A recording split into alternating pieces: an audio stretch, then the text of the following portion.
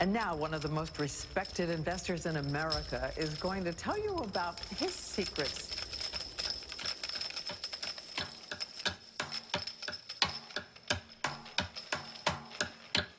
Warren Buffett. It's the sound of money. $9.2 Warren Buffett, the second richest man in America. He's estimated to be worth about $62 billion. It makes him the richest man in the world. You know, Buffett is not exactly what you might expect. Even though he's in the money business, he doesn't even own a calculator or a computer. He takes the long view, and it's made him billions, many billions. Maybe you can beat the House, but I don't think you can beat Warren Buffett. Buffett filed his first tax return at 13 years old. But he's no average billionaire, Tom. No, he certainly isn't, Matt. He's a $44 billion average Joe. Warren Buffett has an approach that doesn't make him very popular with his fellow billionaires. Warren Buffett, the boy from Nebraska who grew up to become the Wizard of Omaha. What was it about him that allowed him to become the richest man in the world? How did he do it?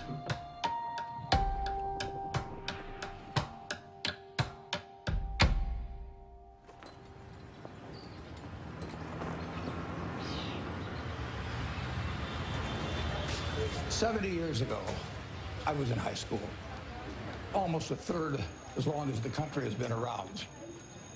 And when I was in high school, I really only had two things on my mind: girls and cars. and I wasn't doing very well with girls, so we'll talk about cars. But let's just imagine that when we finish, I'm going to let each one of you pick out the car of your choice. Sounds good, doesn't it? Pick it out, any color, you name it. It'll be tied up with a bow, and it'll be at your house tomorrow. And you say, well, what's the catch? And the catch is that it's the only car you're going to get in your lifetime. Now, what are you going to do knowing that that's the only car you're ever going to have and you love that car?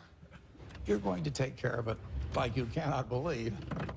Now, what I'd like to suggest, you're not going to get only one car in your lifetime, but you're going to get one body and one mind, and that's all you're going to get. And that body and mind feels terrific now, but it has to last you a lifetime. I'm on the way to the office. It's all of a 5-minute drive. I've been doing it for 54 years. One of the good things about this 5-minute drive is that on the way there's a McDonald's, so I'll pick up something. Good morning. Thank you for choosing McDonald's. Go ahead and order whenever you're ready. I'll have a sausage McMuffin with egg and cheese. Anything else? That's it. Thank you.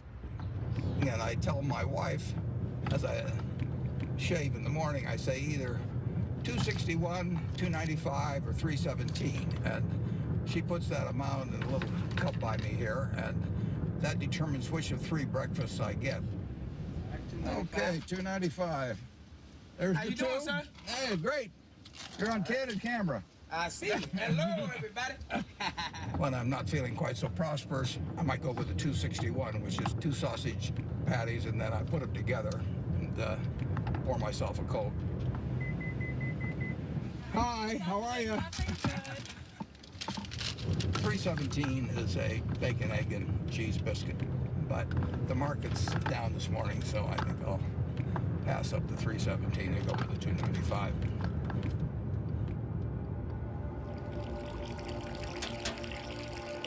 I like numbers. Started before I could remember. It just felt good working with numbers. I was always playing around with numbers in one way or another, and it was fun to have a bunch of guys over and have them betting on which marble would reach the drain first. I had a lot of energy as a kid. I was inquisitive, and I was the youngest one always in the class because I'd skip. I've always been competitive. I like to read more than most kids. I really like to read a lot. My Aunt Edie gave me a copy of the World Almanac And that was heaven to me. And I can still tell you that the almost population was 214,006 in 1930. Some numbers just kind of stick with you. And very early, probably when I was 7 or so, I took this book out of the Benson Library called 1,000 Ways to Make $1,000. And one of the ways in this book was having penny weighing machines. And I sat and calculated how much it would cost to buy the first weighing machine and then how long it would take for the profit for that one to buy another one. And I would sit there and create these compound interest tables to figure out how long it would take me to have a weighing machine for every person in the world. I had everybody in the country weighing themselves 10 times a day, and me just sitting there like John D. Rockefeller's weighing machines. The allowance when I was a little boy was a nickel a week, but I liked the idea of having a little more than a nickel a week to work with, and I went into business very early. I started selling Coca-Cola door to door. I sold gum door to door, or sold Saturday Evening Post, Liberty Magazine, Ladies Home Journal, you name it. I think I enjoyed the game almost right from the start. But I like being my own boss. That's one thing I liked about delivering papers. I could arrange the route I wanted. Nobody was bothering me at 5 or 6 in the morning.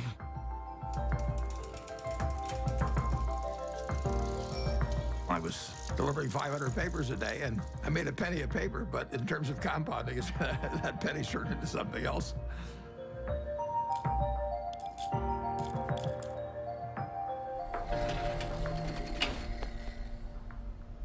Einstein is reputed to have said that compound interest is the 8th wonder of the world or something like that. And it goes back to that story you probably learned when you were in grade school where somebody did something for the king and the king said, "What can I do for you?" And he said, "Well, let's take a chessboard and put 1 kernel of wheat on the first square and then double it on the second and double it on the third." And the king readily agreed to it. And by the time he figured out what 2 to the 64th amounted to, he was giving away the entire kingdom. So it's a pretty simple concept, but over time, it accomplishes extraordinary things.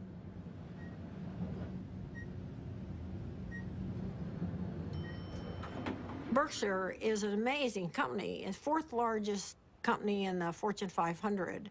He is the only person who has ever, from scratch, built a company that is in the top 10 of the Fortune 500.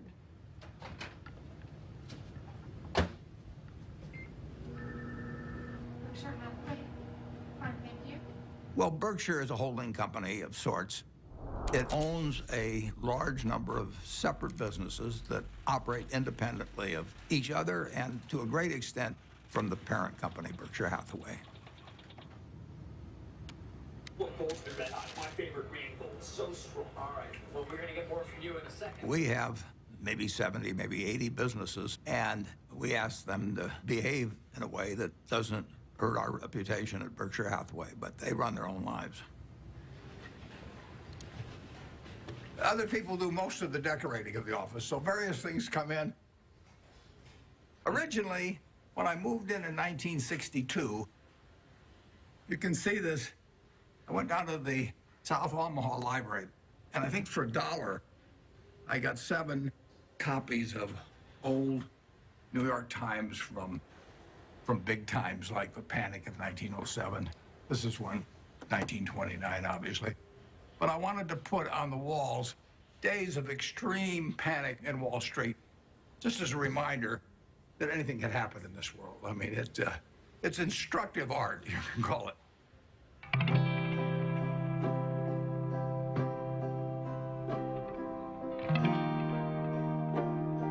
I was born in 1930 here in Omaha, Nebraska, during the stock market crash. Well, my dad lost his job in 1931, a year after I was born. He was a stock salesman, and he had what little savings he had in the bank, and so he started his own company. He worked right through the Depression.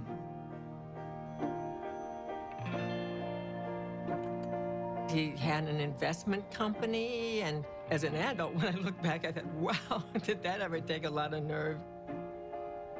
Sometimes we'd go down there on Sunday and we could play with the adding machine. My brother and I tended to play the games together. And I remember at one point, he said to me, I'm going to be a millionaire by the time I'm 30 or something like that. It was totally outside of anything my family had experienced, but he just was unusual that way. Well, I was the oldest, and then my brother, and then my sister. And my father would go to New York periodically to check on businesses and stocks and things like that. And he'd come back, he always had a costume for each of us, and Warren loved it. He was very good-natured. He was quiet. It was hard to tell he was a genius at that point. But, I mean, who was looking?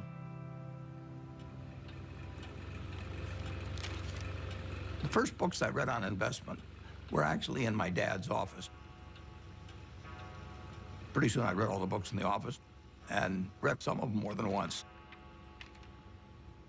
My dad had various nicknames for me. He'd call me Fireball sometimes because I'd start little businesses. He didn't care about money at all. He believed very much in having an inner scorecard and never worry about what other people are thinking about you. You know, just if you know why you're doing what you're doing, that's good enough. I admired everything about him to the extent that I was absorbing lessons from him without knowing it. And the idea that all lives have equal value is something that all three of his children felt since I can remember. My dad, at one point, ran for Congress when I was 12 or so. It was a very Republican household. I campaigned for him, my sisters campaigned for him. The whole family did. My mother was very, very bright, and she was very gregarious. She was a good campaigner for my dad. She had a lot of ambition, and I think my brother Warren got a lot of his extreme competitiveness from my mother, actually. She was brilliant at math. You know, I guess they still had these things where you crank them and things added up, and she could add it in her head faster than the machine could do it. She was absolutely amazing in that. She was very dutiful about taking care of the kids, but you didn't get the same feeling of love. It was there, but it didn't come out the same way as with my dad. In the nation, the only permanent way to prosperity is a balanced budget. Unless that goal is achieved, all post-war plans will collapse like Hitler's conquest. You have heard Congressman Howard L. H. Buffett, Republican member of the House of Representatives from Nebraska. When I was about 12 or 13, we moved to Washington, my family, and I was mad. I was having fun in Omaha. I lost all my friends, and now I moved to a town where they were all strange. So I was very, very unhappy. At school, I just lost interest. I took pleasure in tormenting my teachers. At that time, for example, AT&T was the stock that all teachers owned for their retirement. And I decided that it would drive my teachers a little crazy if I went short the stock, because when you go short a stock, you're betting that it will go down. So I shorted 10 shares of AT&T and then brought the confirmation to school and showed these teachers that I was shorting the stock. They found me a big pain in the neck, but they did think I knew a lot about stocks. And then at home, my mother would have terrific headaches. And you didn't want to be around her when she was having the headaches. And she would lash out more. She would never do it in public. Well, I think we were terrified of her. When I'd wake up in the morning, I'd listen to hear her voice. I could tell by her voice it was going to be a terrible day or not. When she got difficult, the three children felt it. When I was at the low point, sort of, I decided that I would run away. So I talked two other guys into running away with me. We went out and we started hitchhiking. And then we got picked up by the highway patrol, and that scared the hell out of us. It's very interesting. My dad never really gave me help about doing this. But he finally said, you know, he said, you can do better than this. And just saying that, I mean, I felt I was letting him down, basically. So in all ways, He was teaching me. He never taught by telling me things. He just taught by example. He had unlimited confidence in me, even when I screwed up. And that takes you a long, long way. The best gift I was ever given was to have the father that I had when I was born.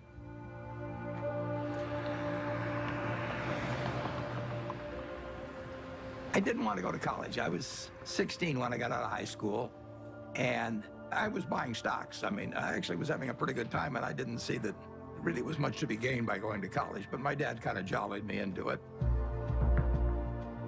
He had a roommate who was a friend of mine, and the roommate said it just drove him crazy because he studied all the time, and Warren would come in like 15 minutes before the exam and just ace his way through it.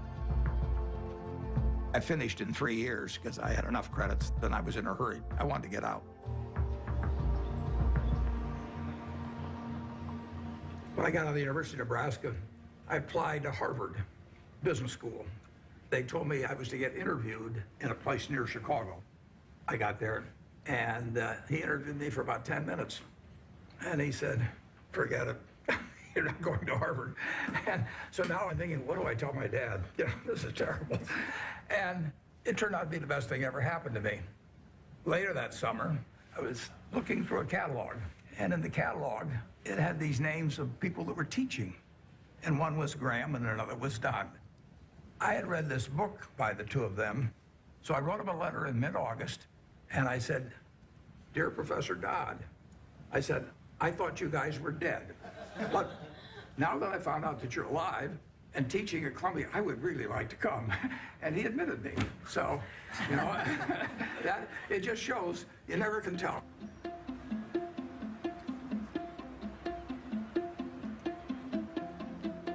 Gentlemen, that's Graham.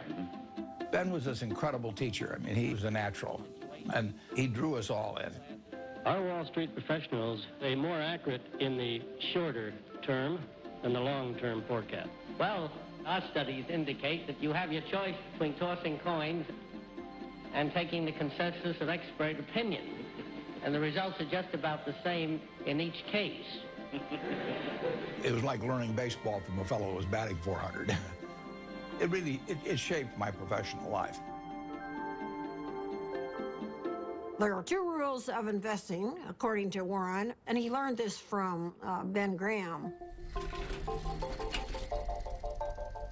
Rule number 1, never lose money. Rule number 2, never forget rule number 1. Ben Graham basically coined the term value investing. He believed in careful scrutiny of a company's financial statements, and that if you bought value, it would eventually prove out. A few years ago, I went to Amazon, and sure enough, they had this manual there. So, while reliving my youth, other guys were going to Amazon probably and buying old Playboys or something, but I bought old Moody's manuals instead. And when I got out of school, I started selling stocks. I was 20 years old at the time and looked about 16 and acted about 12. So I was not the most impressive salesperson anybody ever met. But what I would do was I went through page by page looking for possibly undervalued stocks. Is this like going through an old family album? Better.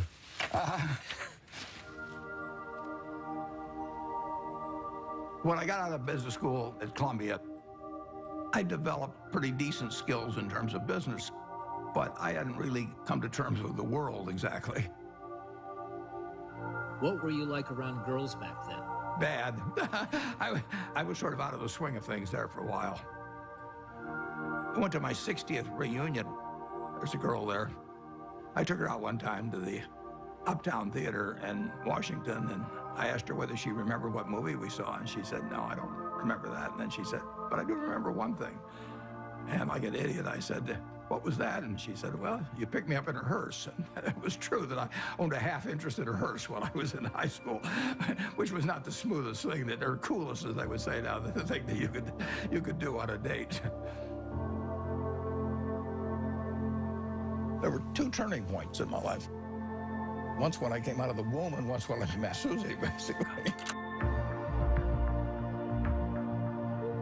She was the girl, yeah. But it took her a little longer to figure out I was the boy. I was going to be his youngest sister's roommate at Northwestern. So I walked into their house, and he was sitting in this chair, and he made some sarcastic quip. So I made one back. I thought, who is this jerk? And that's how we met, yes. Listen, Warren is smarter than you even know. His brain is going all the time. And my dad said to me, now you have to understand about him. You're not going to have discussions with him like you would most normal people. But he has a heart of gold. He was just totally enamored of her, and why not? And she of him. She'd sit on his lap all the time, and he'd stroke her hair. It was softening him. Susie was really kind, considerate, and she was the balancing force. I just got very, very, very lucky. But I was a lopsided person, and it took a while, but she just stood there with a little watering can and just nourished me along and changed me. Somebody once said that the chains of habit are too light to be felt until they're too heavy to be broken. I had been terrified of public speaking. I couldn't do it. I'd throw up. And I knew if I didn't cure it then, I'd never cure it. And so I saw an ad in the paper for the Dale Carnegie course, which worked on developing your ability to speak in public. And I went down there. Be sincere. A good smile has the same effect as a puppy's tail. When a puppy wags... They made us do all these crazy things to get out of ourselves, and so we stood on tables and did all kinds of things.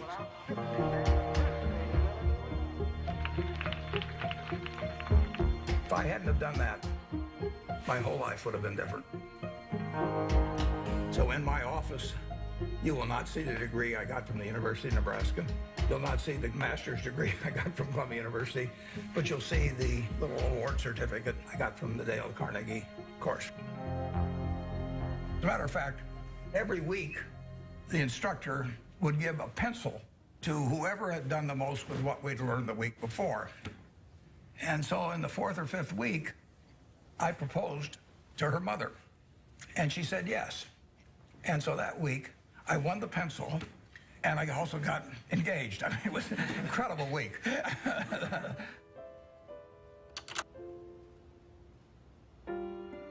wedding day was kind of interesting because I couldn't see anything without my glasses, and I was so nervous that I just decided I'd take off my glasses and I wouldn't be able to see all those people out there.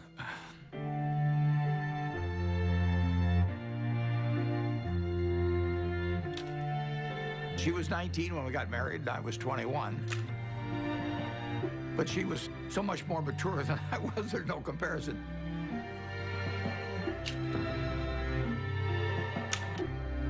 She was a better person than I was. But when you get married, it's not a question of saying I'm going to put a 14% factor in for humor and 17% for intellect and 22% for looks. It doesn't work that way. I knew it was the right decision, and it was.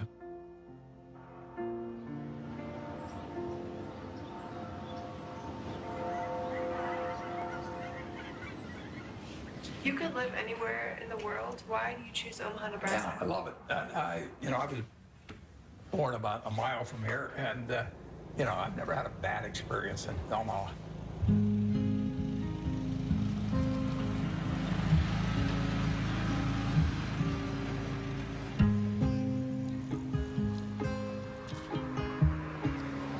Omaha and Nebraska are home to me. Everything about it seems like home. It's a pace, it's relationships. There's a lot of continuity, there's a lot of community, there's a lot of friendship. It's a very solid place and friendly place in which to grow up and in which to conduct a business.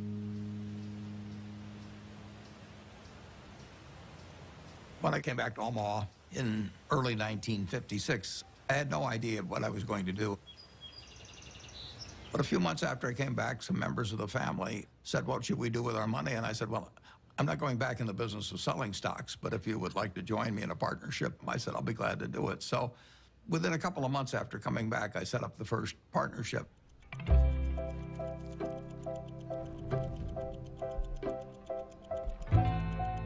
I wrote all the checks individually. I filed 11 income tax returns. I took delivery on stocks for all the different companies. I was a one-man band there for 6 years.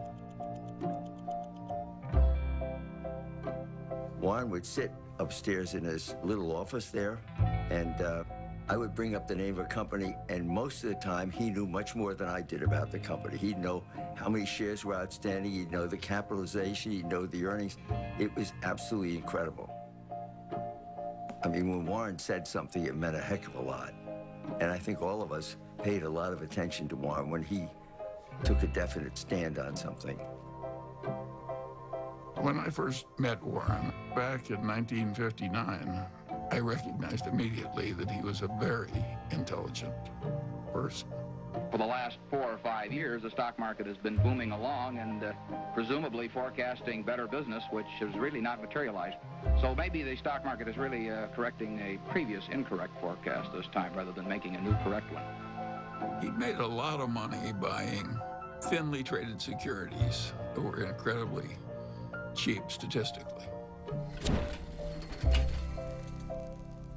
Warren was at that time dealing with small companies, and his investments often were to buy a company that you could figure was a discarded cigar butt, but it had one more smoke in it. And he wanted to buy at the right time to be able to benefit from the one smoke. The first partnership started with $105,100. I put up the 100 and the other people put up the 105,000. And then at the start of 1962, I moved to Kiewit Plaza. And by the time I moved to Kiewit Plaza, we had $7 million invested, and a fair amount was profits. I was then renting a house. I never owned a house to that point. And then 2 years later, I bought the house I live in today in 1958.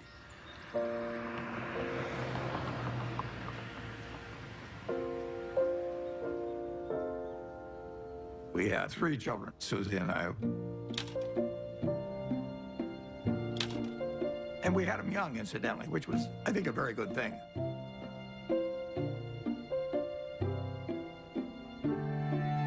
My daughter Susie was born here. I named her Susie just like that as soon as I looked at her, because she looked just like her mother.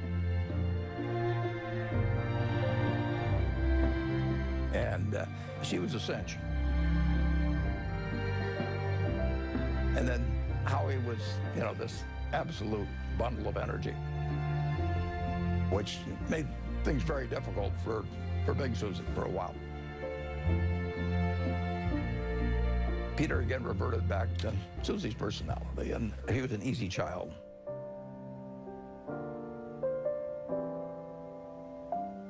Well, you know, I would describe my childhood as normal, but who knows what normal is. People often think, you know, well, Warren Buffett was this famous rich guy. He was not famous and he wasn't rich when we were growing up.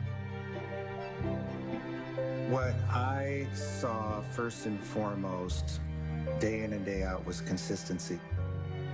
Every day we'd hear the garage door close in the house, and then like clockwork, my dad would come in the door, I'm home, and we'd all eat dinner together, which I think surprises a lot of people. My dad used to rock me to sleep at night and sing Over the Rainbow. So I have this insanely sentimental attachment to that song. I've always had a really close relationship with him.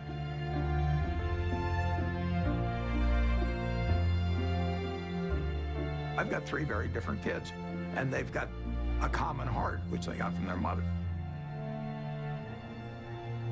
She did most of the work, by far, of bringing up the children, which was probably a good thing. They have more of her qualities than mine, which I would recommend. Well, my mom was the biggest part of my life growing up. Even though I got disciplined on a regular basis, and she was usually the one doing it, she was still my best friend. She was somebody who would help anybody. I mean, whether she knew them or didn't know them, or maybe even didn't agree with them, she would still help them. She was incredibly empathetic, and she was interested in every person individually. She never cared about money or business at all. I mean, he would go around saying, I'm going to be the richest man in the world. And I think, well, it's like somebody says I play music and I'm going to be Mozart. I don't know. How does anyone know? How does anyone know, you know? So that was okay. I don't really care about that. I would say that Susie led Warren toward changing his political views. He grew up as a young Republican. His father was a Republican congressman. But Susie saw things in different ways. She was the catalyst. Freedom, freedom, freedom. What do we want now? When the children were growing up, I was very involved in civil rights. I was immersed in it, and I think that's what made Warren a Democrat. He would go with me to hear speakers. I remember that speech that Martin Luther King gave. That was one of the most inspiring speeches I've ever heard. I come to say to you this Took me right out of my seat. My wife was with me, and we both had the same experience. It was interesting. In that speech, he talked about truth forever on the scaffold, wrong forever on the throne, but that scaffold sways the future. Well, he was going to be dead in 6 months, but that scaffold did sway the future. My wife was more active than I was, but I was 100% with her mentally. I was just working a little more on my own investments. But it did make a difference what we were going to do with the money after we made it. I thought I would pile it up over the years, then she would unpile it in terms of running one very large foundation. And I was particularly good at compounding money, and therefore society would benefit by waiting. I was genetically blessed with a certain wiring that's very useful in a highly developed market system where there's lots of chips on the table, and you know, I happen to be good at that game. Ted Williams wrote a book called The Science of Hitting, and in it he had a picture of himself at bat and the strike zone broken into, I think, 77 squares. And he said if he waited for the pitch that was really in his sweet spot, he would bat 400, and if he had to swing at something on the lower corner, he would probably bat 235. And in investing, I'm in a no-called strike business, which is the best business you can be in. I can look at 1,000 different companies, and I don't have to be right on every one of them or even 50 of them. So I can pick the ball I want to hit. And the trick in investing is just to sit there and watch pitch after pitch go by and wait for the one right in your sweet spot. And if people are yelling, swing you bum, ignore them. There's a temptation for people to act far too frequently in stocks simply because they're so liquid. Over the years, you develop a lot of filters. And I do know what I call my circle of competence. So I stay within that circle, and I don't worry about things that are outside that circle. Defining what your game is, where you're going to have an edge, is enormously important.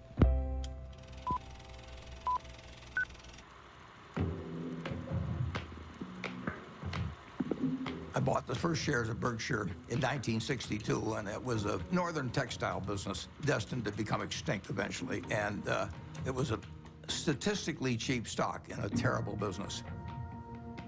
Berkshire Hathaway was closing mills, and as they closed mills, it would free up some capital, and then they would repurchase shares.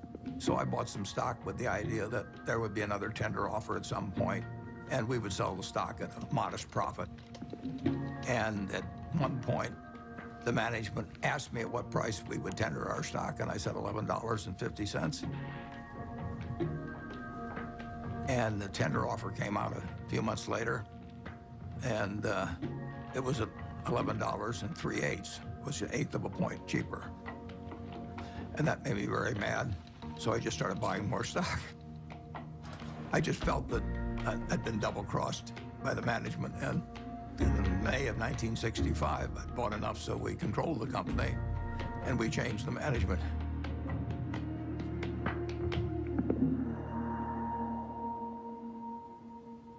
That was a pretty silly way to behave, as Warren has recounted in retrospect.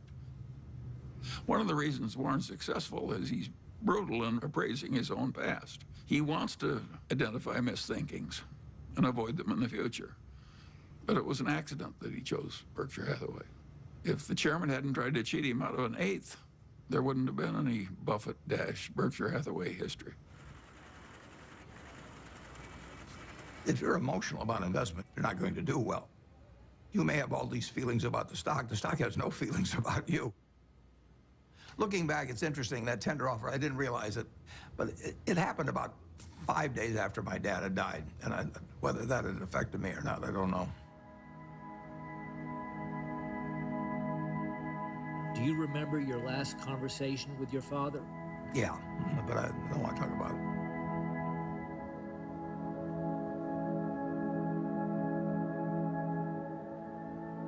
I think it just sobered him and hurt him. But Warren soldiers on. Both Warren and I could look at our fathers and see what they did right and what they did wrong. Warren's father was a real old-fashioned right-wing ideologue. And his father was so intense about it that Warren just decided that it was a mistake. It cabbaged up your head to be that much of an ideologue. So he loved his father, but he didn't want to become that much of a true believer in anything. My politics became more overt after my dad died. Civil rights changed my views. You know, in 1776, Thomas Jefferson wrote, "All men are created equal," and then when they wrote the Constitution, they all of a sudden decided that, no, it was just 3/5 of a person if you were black. I mean, that struck me as kind of crazy. I was talking to him one day about some racial issue, and he said to me, "Wait till women discover they're the slaves of the world." Now, how many men were cognizant of that, and even women then? The initial example is really my mother.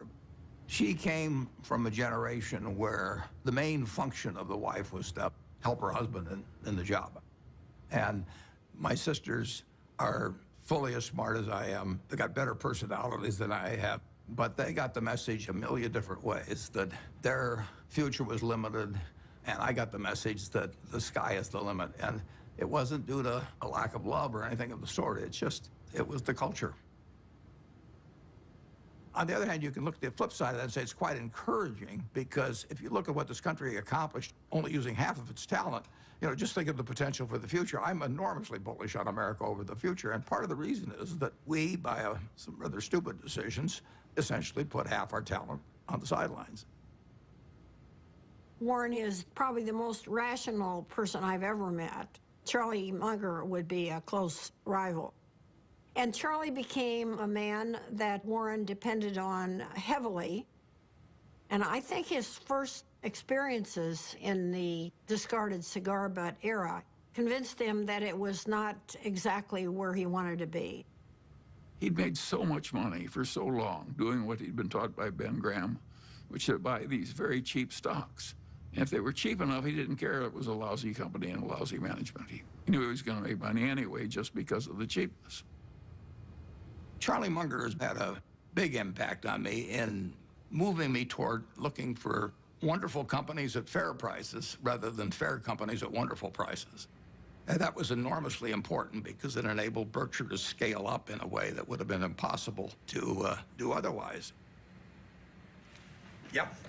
What are the key indicators you look for within companies before making an investment? Well, I look for something that does give them a moat around it. We have a company called See's Candy out on the West Coast. See's Candy is boxed chocolates. If you give a box of See's chocolates to your girlfriend on the first date and she kisses you, we own you. You know, I mean, we can raise the price tomorrow and you'll buy the same box. You're not going to fool around with success. So the key there is the response. You do not want to go home on Valentine's Day and say to your wife or your sweetheart, preferably they're the same person, you don't say, here, honey, I took the low bid. It doesn't work. Price is, to a degree, is immaterial. If you've got an economic castle, people are going to come and want to take that castle away from you. And you better have a strong moat. You better have a knight in the castle that knows what he's doing. You're not buying an asset. You're buying a name. You're buying a brand. You're buying a real franchise here. And Charlie was more responsible for that than anybody. We were mental partners right from the moment we met. I want to know, going back 50 years, what it was like when you first met Warren. Well, I thought he was a prodigy. And I got a lot of criticism. My wife said, why are you paying such enormous respect to that young man with a crew cut who won't eat vegetables? He's ungodly smart. He's got a much broader intellect than I do. And he's magnificent at being able to condense important ideas into just a very few words.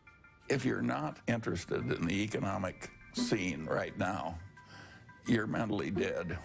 Charlie has no tact. All right, let's talk a little bit about bankers. Charlie on Friday compared them to heroin addicts. Yeah, well, that's colorful, Charlie, but I would not have chosen that. I once wrote of him that when they handed out humility, he didn't get his fair share. The ideal way to run a headquarters is to have one man, preferably over 80, sitting in an office by himself. Anything else is pure frippery. He's always honest in what he tells me, so I listen to him. We never had an argument. We just kind of roll with it easily.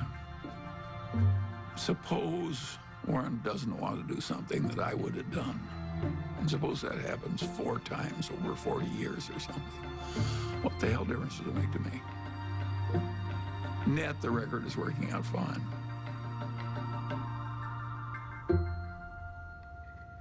Both of us know that we've done better by having ethics.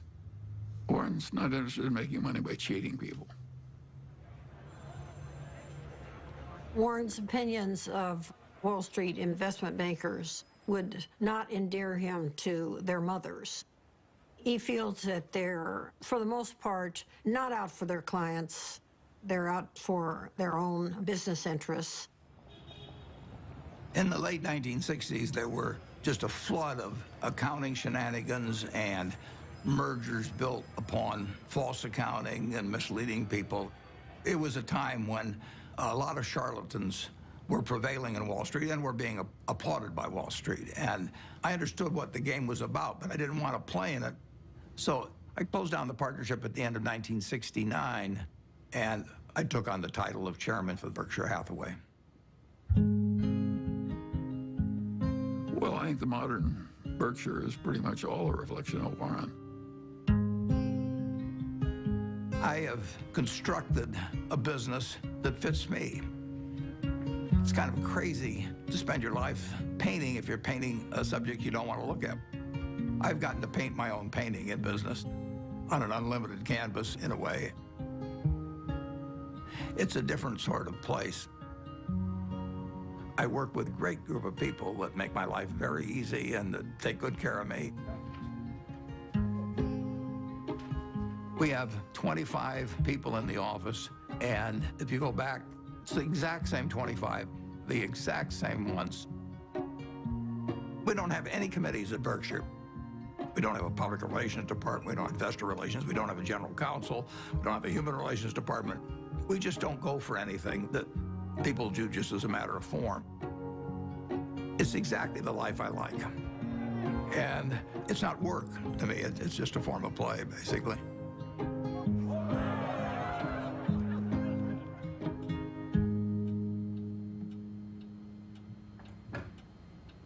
Well, I like things quiet. I shut the door, actually, at the office because I don't want to hear anybody talking outside. And I still probably spend 5 or 6 hours a day reading. Look at what's trending today. Our quick roundup of what has you talking. Well, what's amazing is the stuff he remembers.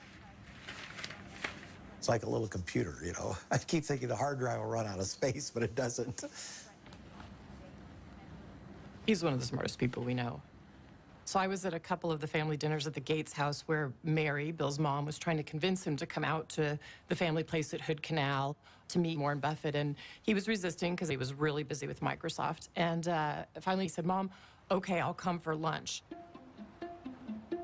So the two of us flew out there somewhat reluctantly because, you know, buying and selling stocks, which is how I thought of Warren, wasn't of particular interest to me and didn't seem like value added. It turned out that was completely wrong. We knew that day that we'd be very close friends. In fact, we just couldn't get enough of each other. Shortly after I met Bill Gates, Bill's dad asked each of us to write down on a piece of paper one word that would best describe what had helped us the most. Bill and I, without any collaboration at all, each wrote the word focus. Well, focus has always been a strong part of my personality. If I get interested in something, I get really interested. If I get interested in a new subject, I want to read about it, I want to talk about it, and I want to meet people that are involved in it. We both love to work hard. You know, neither of us like frivolous things. You know, he doesn't know much about cooking or art or a huge range of things. I can't tell you the color of the walls in my bedroom or my living room. I don't have a mind that relates to the physical universe well. Warren checking the Dow. But the business universe, I think I understand reasonably well. Warren's ability to size up people and businesses, it's a pretty magical thing. He is the best at that of anybody we know. We should all try to be 20% as good at that. I like to sit and think. And I spent a lot of time doing that, and sometimes it's pretty unproductive, but I find it enjoyable to think about, particularly about business or investment problems. They're easy. It's the human problems that are the tough ones. Sometimes there aren't any good answers with human problems. There's almost always a good answer with money.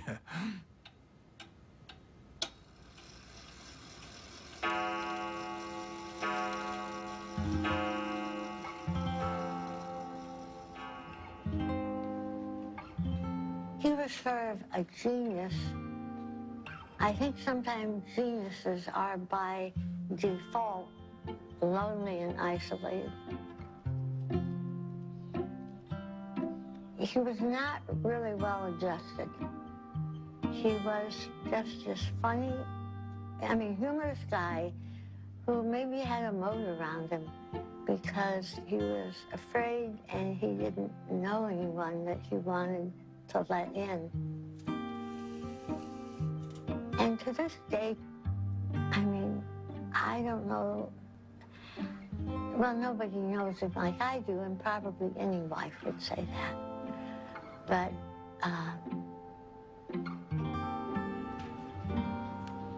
he's a loner in a sense. And it's difficult to connect on an emotional level because I think that that's not his basic mode of operation. He was there, physically, but he was upstairs reading all the time. I always told my mother we have to talk in sound bites. I learned that early on, that if you start, going into some long thing, unless you've explained to him ahead of time that it's going to be a long thing and you need him to hang in there, you lose him. You lose him to whatever giant thought he has in his head at the time that he was probably thinking about before you came in and really wants to get back to. He's not like the rest of us. I don't think my dad ever took anybody for granted, but you are a little bit blind, I think, sometimes to what other people might be doing behind the scenes. And my dad's gotten a little bit of a pass. Warren can't find the light switch, and it's probably my fault. One time, years ago, when the kids were little, I was feeling really sick. I had the flu, so I lay down on the bed, and I said to Warren, will you get me a pan or something from the kitchen? I may not get to the bathroom. I feel so sick. He said, okay. So he trotted down to the kitchen, and I hear this bang, dip, boom, bang. And he comes up and he brings me a colander, and I looked at it and I said, look, honey, this has holes in it. Oh, okay. So he ran down, all this banging, he comes up and he puts the colander on a cookie sheet.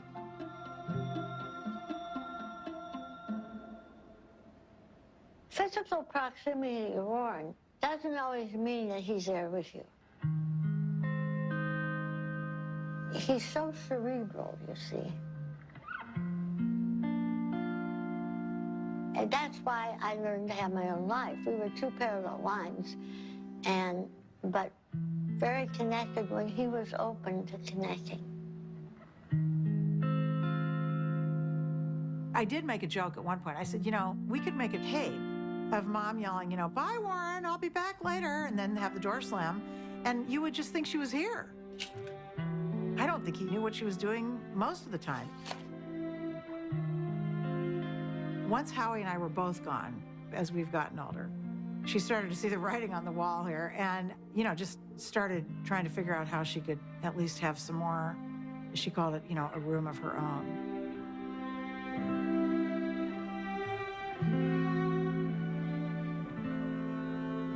The worst mistakes involve not understanding other people as well as you might.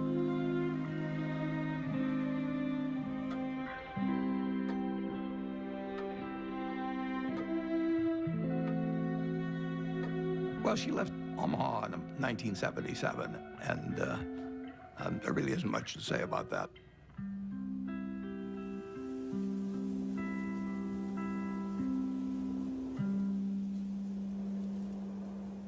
It was devastating for him. And I came home because I can't say I was mad at her exactly, but I kept thinking, how can you leave him? He can't function by himself. So my mother, she'd asked a bunch of her friends to sort of look in on him. And Astrid was one of them. So I called Astrid. I said, Astrid, will you take one, make him some soup, go over there and look after him because he's not going to make it. And it took him a while to figure it out, but he figured it out. I said, I'm not leaving you because I'll be wherever you want me when you want me. My mom moved to San Francisco, and I think one of the reasons it was important for her to leave Omaha was because she just felt like she was kind of trapped in this environment, that everybody knew who she was, that she, you know, couldn't have her own identity. He knew that there's something she needed to do, and that she really recognized that the money gave us all and her a choice in a lot of ways that a lot of people didn't have. There was a time Warren was getting criticized that here was this very, very rich man who was getting richer every year and really wasn't giving a lot of money away. And there was terrific criticism by some people, which Warren never said anything about. The biggest thing in making money is time. You don't have to be particularly smart, you just have to be patient. Susie didn't want to wait as much as I did, but she never quite appreciated compounding like I did. That is a disagreement we have. I run a foundation now. I think we should be giving more money away. But I understand why we don't, because it's business. To me, the crux of it is that it wasn't the money itself. You can see that in the way he lives. I mean, he doesn't buy huge paintings or build big houses or anything like that. It's all mental with him. And the money is his scorecard. And he used to say to me, everybody can read what I read. It's a level playing field. And he loves that because he's competitive. And he's sitting there all by himself in his office reading these things that everybody else can read. But he loves the idea that he's going to win. I'll tell you how you do it. Have you ever seen a juggler juggle 25 milk bottles? How did he ever get to do that? The answer is he started with one bottle, then two, then three, and just kept doing it, and pretty soon he was at 25. And that's the way we did it. So basically, we started out with cash and ended up buying a bunch of businesses, including insurance companies. Insurance is in itself a profitable business, but it has the additional advantage of creating something that's called float. And float is the money that hangs around Berkshire while a claim is waiting to be paid. And Warren turned out to have an extraordinary ability to use the money thrown off by the float to buy companies that fed the growth of Berkshire. In 1983, Mrs. B cashed in on her business by selling control for $55 million to a company owned by investor Warren Buffett.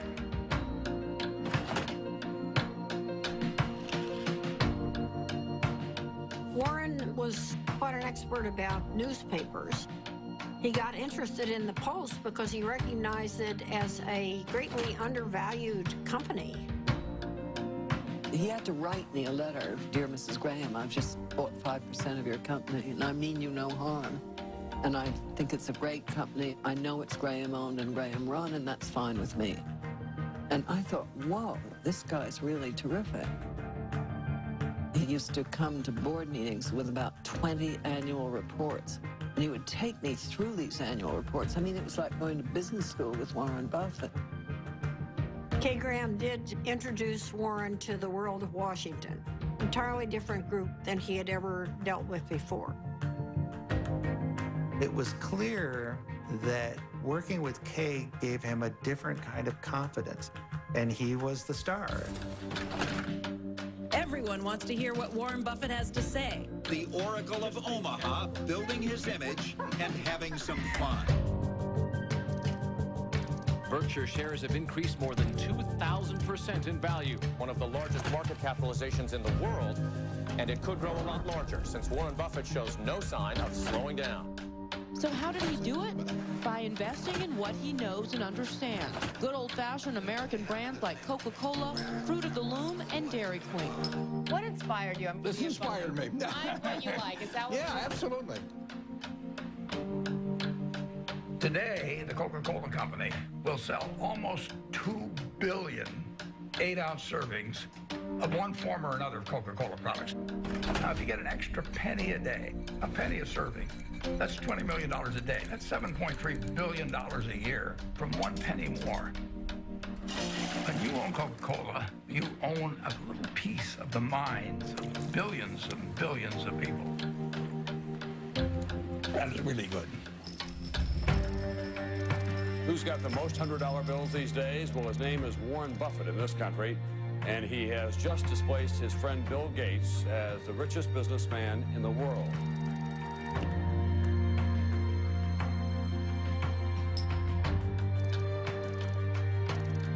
And the purpose of Wednesday's meeting was to discuss Buffett's company, Berkshire Hathaway's plan to purchase railroad giant Burlington Northern. Valued at $26 billion, this would be Buffett's largest acquisition ever. He's created Berkshire from virtually nothing into hundreds of billions of dollars of market cap. Nobody else has a record like that. He wanted to have an outstanding reputation, that he never really upset the apple cart when he bought a business, that he kept the management in place. He was establishing a reputation that paid off later in life. It's been building and building ever since I've known him. It takes 20 years to build a reputation, and it takes 5 minutes to lose it. When Warren made his investment in Solomon, I was one of the people, along with many, many others, who were quite amazed, because he had taken a very critical tone in talking about investment bankers and about their greed. And here he was investing in one, Solomon Brothers, that was known to be a member of the club. Warren and Charlie went on the board, and Charlie couldn't stand what was going on there and didn't like the culture at all. And shortly after they got involved, the thing exploded.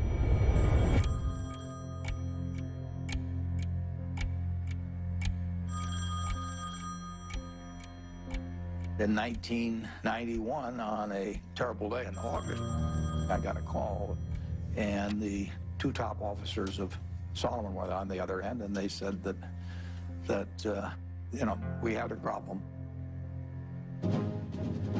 This is NBC Nightly News. Good evening. It is the kind of scandal that rocks Wall Street and raises questions about the integrity of our financial institutions. With the giant securities firm of Solomon Brothers under investigation for improper trading of Treasury bonds. Solomon admitted it exceeded the limit of trading in government bonds, once by buying bonds in the name of a customer who didn't even know about the deal. Solomon Brothers is under investigation by the Treasury Department, the Federal Reserve, the SEC, and the Justice Department. But more important than the fate of the firm itself is the impact their actions could have on the public trust and on the credibility of the American market worldwide.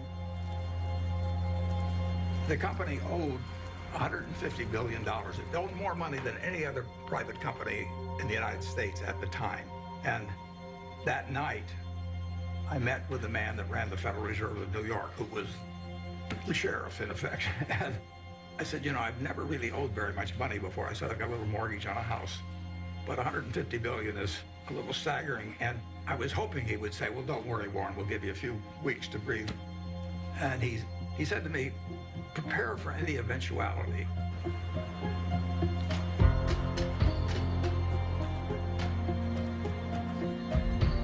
Earlier today, the U.S. Treasury Department announced that it had suspended Solomon Brothers from participating in the auction of new issues. It was one more jolt for a scandal-scarred Wall Street.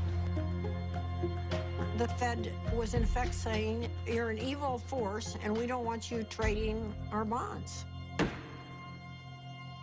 It was a huge turning point for Warren. And he believed that at that particular point, his reputation was on the line. Warren had 24 hours to make up his mind as whether he was going to go forward or just bow out. And I think at that point, Solomon Brothers could have gone into bankruptcy. And Warren stepped up and took responsibility. Okay, I'm Warren Buffett. I was elected interim chairman of Solomon Inc. A few hours ago at a board of directors meeting. Why was it necessary for you to step in, and what is your mandate of leadership? I think that it was necessary to step in because I would do whatever was needed to dig out any bit of information about what's happened in the past, and I would do everything I could to make sure that things are exactly right in the future. Buffett, are you satisfied that your work? I had to convince the Treasury that what was done in the past was awful and stupid, and they had every right to be furious at us. But this firm employed 8,000 people, and it was going to go out of business unless they let us continue, basically. Warren believed that there was a too big to fail scenario. The term was not used then, but he believed that Solomon was too big to fail. And if Solomon went down, it would take other important parts of Wall Street with it. We had this death knell from the Treasury, so I called the Treasury. Nick Brady was the secretary. You know, I'm pleading for my life, and I'm sure my voice was cracking and everything else. I said, Nick, this is the most important day of my life. And that I really did feel that it was going to be a colossal disaster. He wasn't sure I was right at all. In fact, he probably thought I was wrong, but he knew that I felt what I was saying.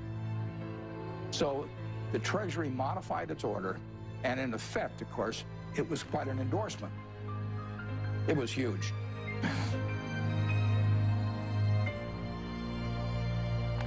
It saved Solomon. Nick Brady went with Warren because he trusted him.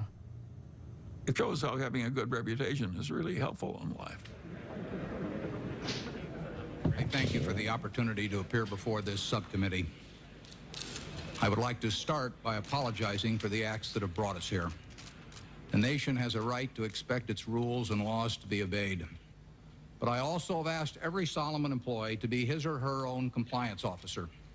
After they first obey all rules, I then want employees to ask themselves whether they are willing to have any contemplated act appear the next day on the front page of their local paper to be read by their spouses, children, and friends. If they follow this test, they need not fear my other message to them. Lose money for the firm, and I will be understanding. Lose a shred of reputation for the firm, and I will be ruthless. I welcome your questions.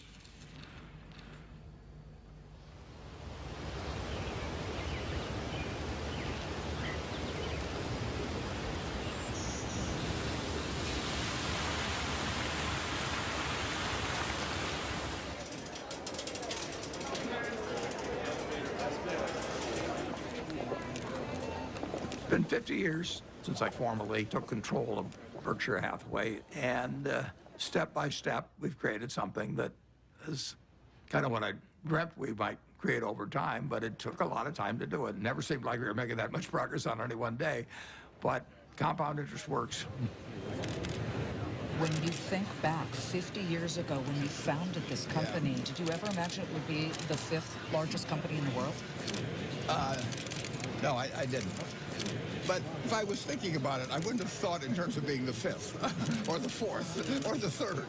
You would have wanted number 1. Well, I mean, if you're going to dream, you might as well dream. Great.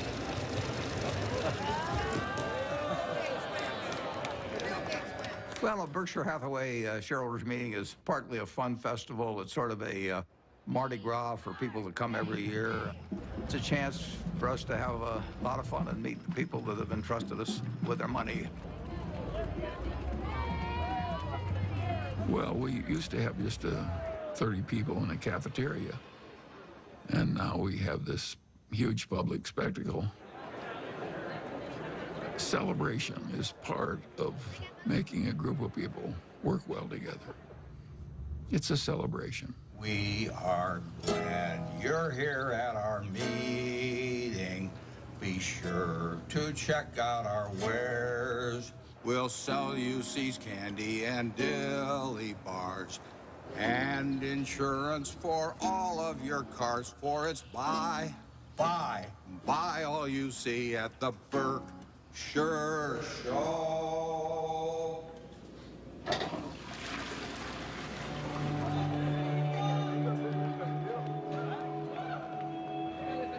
He truly loves to do what he does. I think investors who own Berkshire Hathaway, they see themselves as a part of a community. There are more long-term holders of Berkshire than any company. People consider it a religion. They don't buy it with the idea they're going to sell it next week. I think most of them buy it with the intent of holding it for their lifetime, just like they'd buy a farm or buy an apartment house. At Berkshire, everybody gets the same information from the comprehensive annual report. We don't meet with the analysts. I'm not interested in what an analyst thinks about Berkshire. I'm interested in what the owners of Berkshire think about Berkshire. He came out of a private partnership where people he knew were trusting him. And he had his relatives in the partnership, and they were not rich. And as it got bigger, started treating everybody else the way he treated his relatives. In terms of our feeling toward the people who are shareholders, we regard them as our partners. They're not some faceless group of people, and that's why at the annual meeting, I love seeing 40,000 of them. It gives real meaning to what we're doing every day. Let's try. If you knew Susie like I know Susie, We just have a lot of love and respect for each other, and that's never changed. I don't go to most things in Omaha because I think Astrid lives there with him, and that's for her to do. And then we do all kinds of things. Strange as it may seem to people, I always think, who cares? If it's working between the people who are directly involved, who cares what anyone thinks? And my mother and Astrid were very close. They really, really loved each other. And I think that my mother was glad that she was there because she loved my dad. She wanted him taken care of and happy, and there's no one better than Astrid. I mean, she loves my dad. She wouldn't care if he had 1 cent. Well, Astrid had lived with me for a long time. She's done wonders for me. It worked well, but I don't think it'll work for lots of other people necessarily. Susie and I loved each other, and we admired each other, and we were totally in sync with what the other was doing, but we were two different individuals.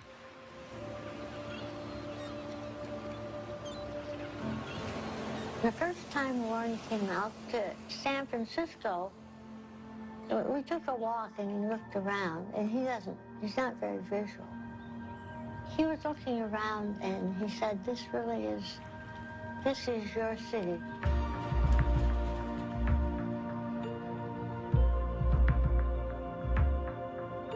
I am so drawn to color and light and form and nature that he thought it was a good place for me. Over the years, I've developed a better understanding of human nature. I can learn a lot about investments out of a book, but I don't think you can learn as much about human beings. You really need some experiences, and I'm wiser in that respect than I was 40 or 50 years ago, even though I can't rattle off numbers the same way I used to be able to.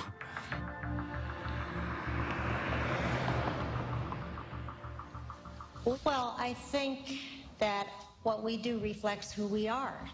That's true for everybody in this room. And if you do the work I do, you meet the best human beings in the world. People who've made a choice not to make money, but to serve other human beings. I think it's the best kind of life anyone could have. I was with her in Arizona at this Fortune Most Powerful Women's Conference, and she told me that she'd had a biopsy the day before, and I didn't really think much of it.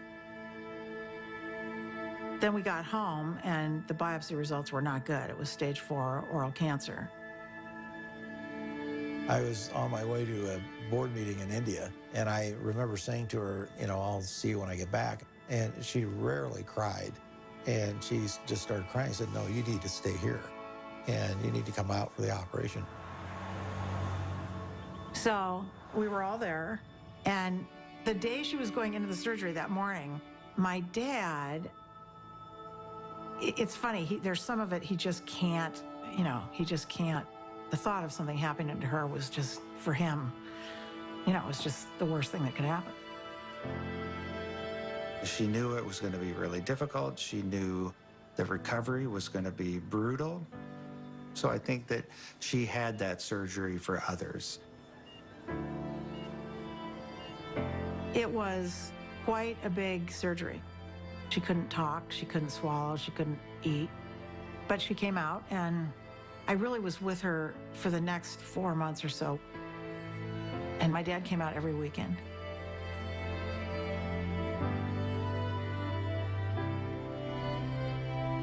And in a few months, she was doing better.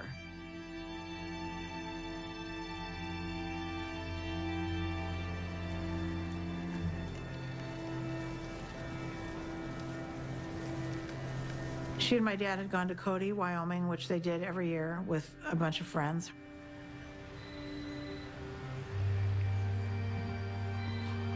And my dad called, this was, I don't know, 8 o'clock at night or something. And he said, something happened to Mom. I'm in an ambulance. You need to come. I actually thought something happened to my dad. I don't know why I thought that, but I guess I thought, my mom had this recovery, it was successful, and why would anything happen to her?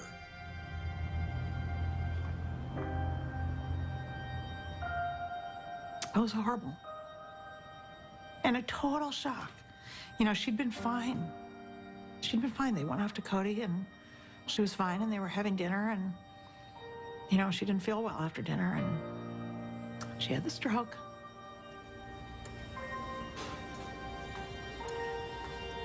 We went into the hospital room, and my dad was sitting there. He'd been sitting there all night, holding her hand. I was so proud of him, because when it came down to it, he knew what he was supposed to do, and he did it, which was nothing. So my dad went to sleep, and I sat with her, and I just kept putting my hand on her heart to see if she was breathing. And at one point, I didn't feel anything. So I went out and I got the nurse. And I said, can you come in here? And she said, no, she's gone. So I have to say one of the worst moments of my life was waking my dad up to tell him that.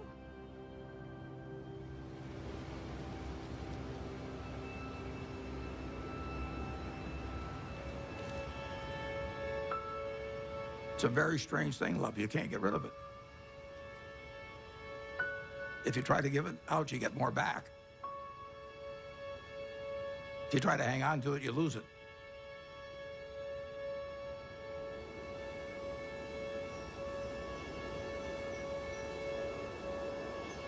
Susie really put me together. She believed in me. She put me together, and well, not only turned out to be the person I turned out to be, but I actually wouldn't have been as successful in business without that. She made me more of a whole person.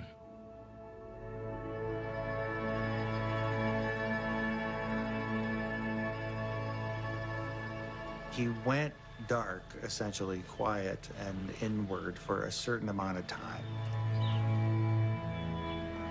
You know, my dad is a solitary guy, and he had lived essentially a solitary life in a lot of ways.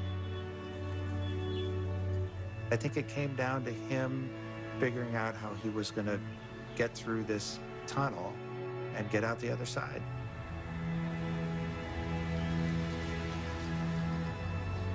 In my head at the time, I thought, God, I don't know if he'll ever get out of bed.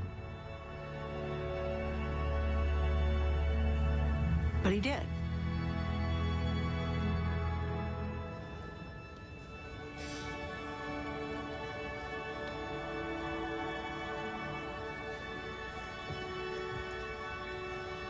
Welcome. I'm Patty Stonecipher, the CEO of the Bill and Melinda Gates Foundation.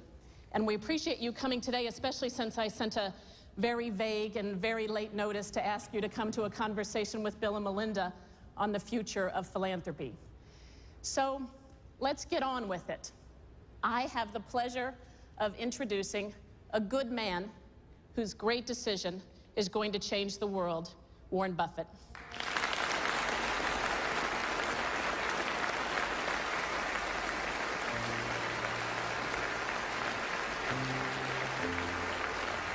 A remarkable decision tonight from one of the richest men in the world. Mega billionaire Warren Buffett says he is giving away most of his fortune to charity. Buffett has pledged to give away the bulk of his fortune to the Bill and Melinda Gates Foundation and giving more than 15% of his money to foundations started by his 3 children and his late wife, Susan. One global health activist called what Buffett did today one of the most remarkably selfless acts that history will ever record. That's a better hand than I get at a Berkshire Hathaway meeting. I'd like to thank you for coming. It's a great day for me. It's a great day for my family. My wife, Susie, and I had planned that whatever I made would go back to society. And originally, I thought she would outlive me and that she'd make the big decision on it. But since her death, I had to rethink the best way to get the money into society and have it used in the most effective way. And I had a solution staring me in the face. It was completely out of the blue. I mean, amazing. The largest single gift ever given was what he gave away that day. I'd like to ask the people representing those various foundations to come out. First 3 letters are easy to sign. I just signed Dad.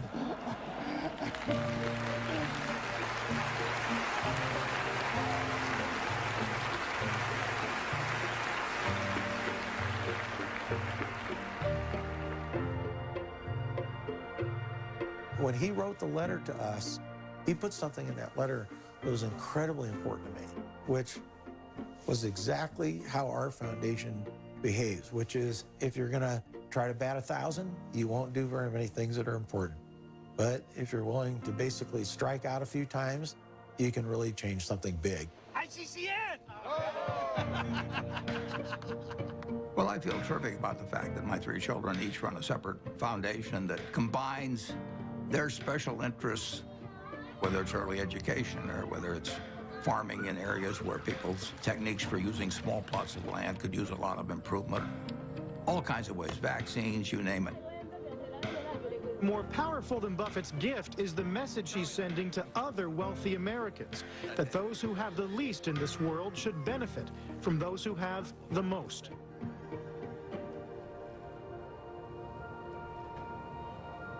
In my entire lifetime, everything that I've spent will be quite a bit less than 1% of everything I make. The other 99% plus will go to others because it has no utility to me. So it's silly for me to not transfer that utility to people who can use it. It's doing me no good.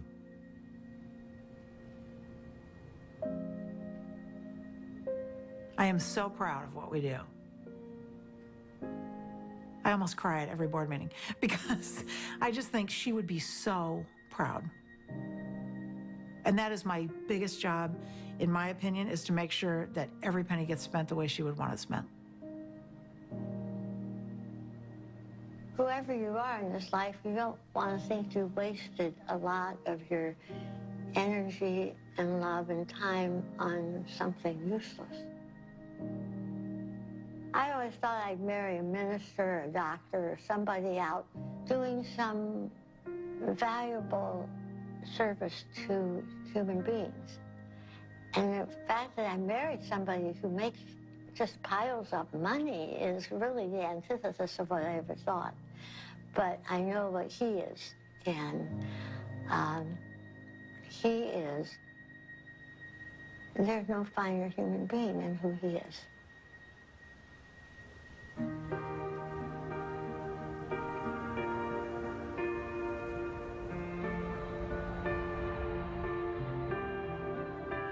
The truth is that I'm here in my position as a matter of luck.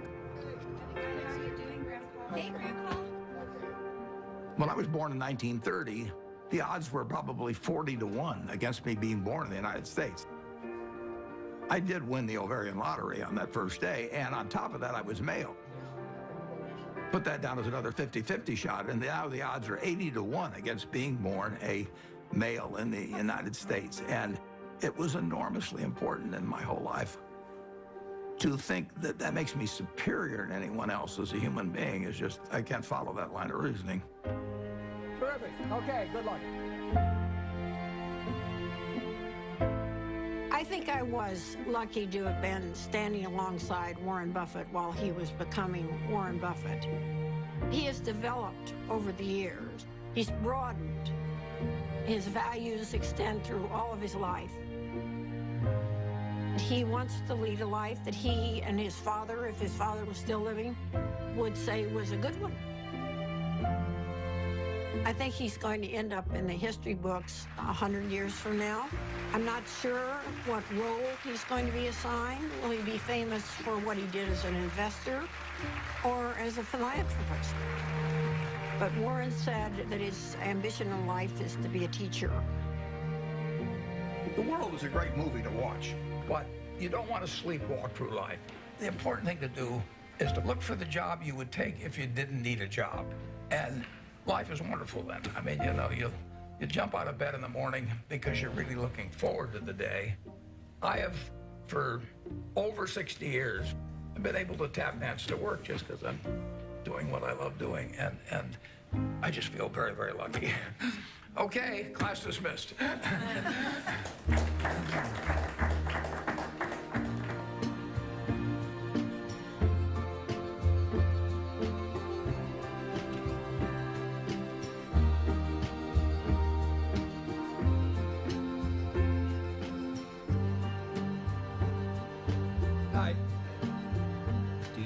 Death? No, I don't. I've had a terrific life. I feel, you know, it's going to happen. And I have no idea what happens after it. I'm an agnostic, so it may be terribly interesting. It may not be interesting at all. We'll find out. But physically, I'm pretty well depreciated. I'm getting down to salvage value.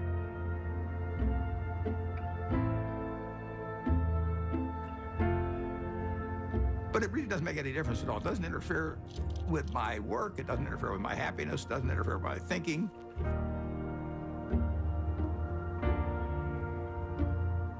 I don't feel any diminution in my enjoyment of life or enthusiasm for life at all.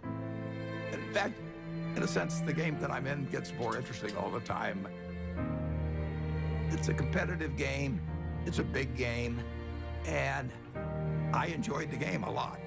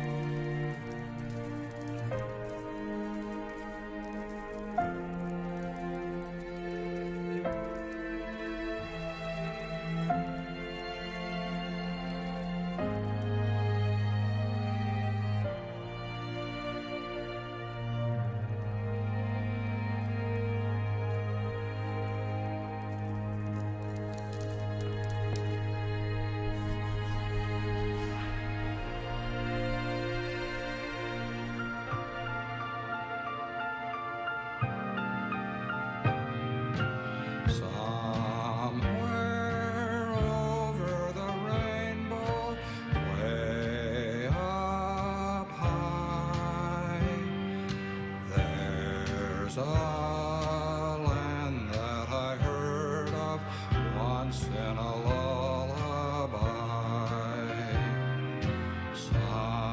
Somewhere over the rainbow, skies are blue, and the dreams that you dare to dream really do come true.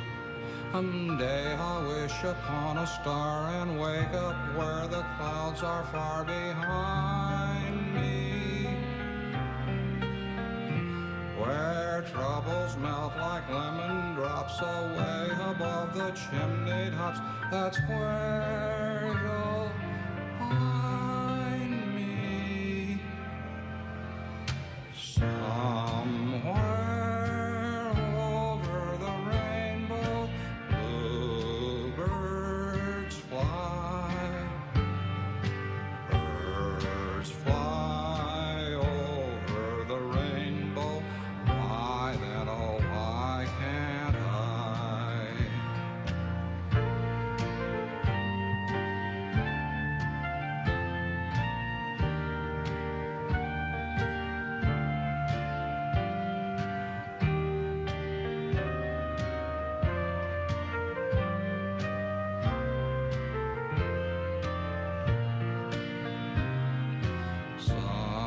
Somewhere over the rainbow, bluebirds fly. Birds fly over the rainbow. Why then, oh, why can't I? If happy little bluebirds fly beyond the rainbow, why, oh, why can't I? Good night, Susan.